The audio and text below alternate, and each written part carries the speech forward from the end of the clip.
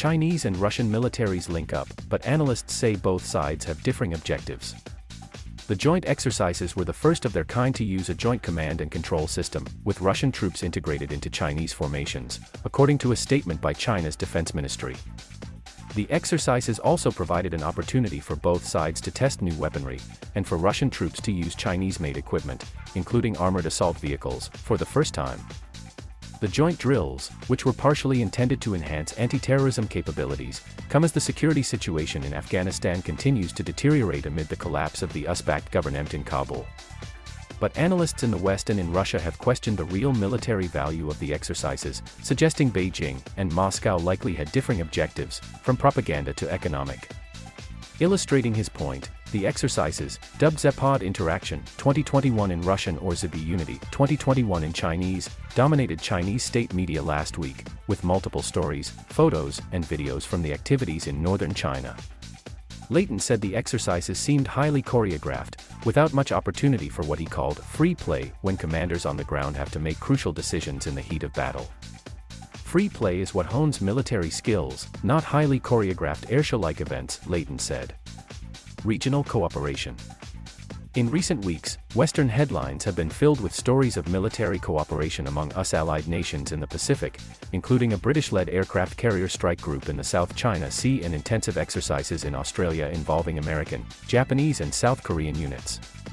But while Beijing doesn't have the number of allies and partners that Washington does, the drills offered the PLA an opportunity to demonstrate its own ability to work coherently with a regional partner. However, while both sides have touted their close ties, an actual Russia-China combat alliance doesn't seem to be in the cards, said Alexander Gabuev, chairman of the Russia in the Asia-Pacific program at the Carnegie Endowment in Moscow.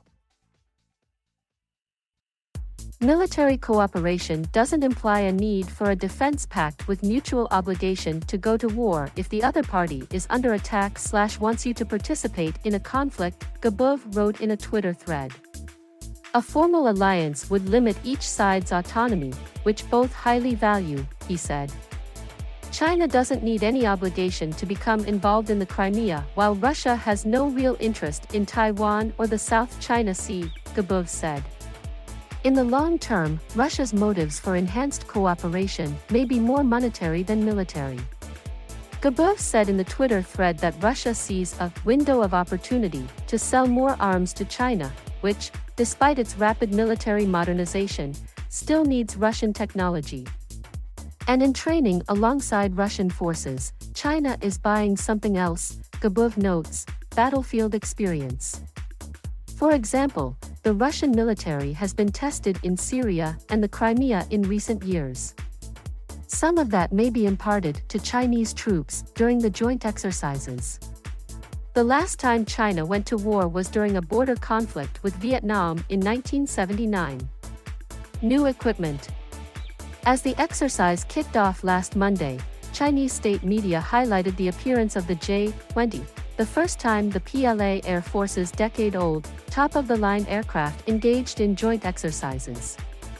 The state-run Global Times said the first appearance of the J-20S in joint exercises illustrated enhanced China-Russia military cooperation in the face of security challenges in Asia, as well as direct threats from the US and its allies.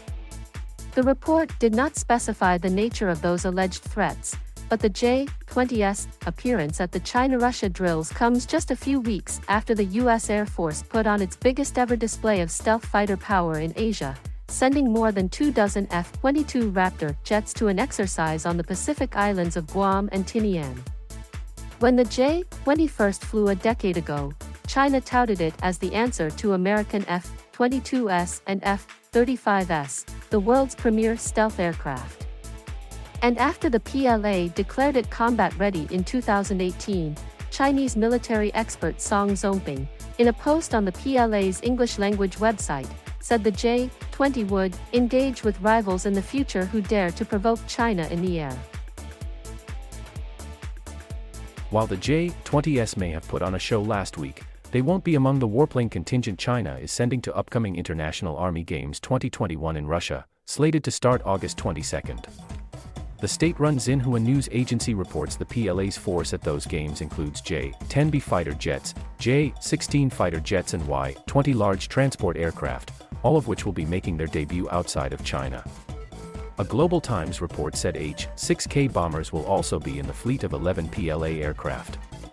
Illustrating Gebiev's point about real combat experience, the Global Times report, citing unnamed Chinese analysts, said their involvement in the competition will allow Chinese troops to make exchanges with other militaries who have had experience in real combat, serving to further hone in their capabilities to fight in a real war.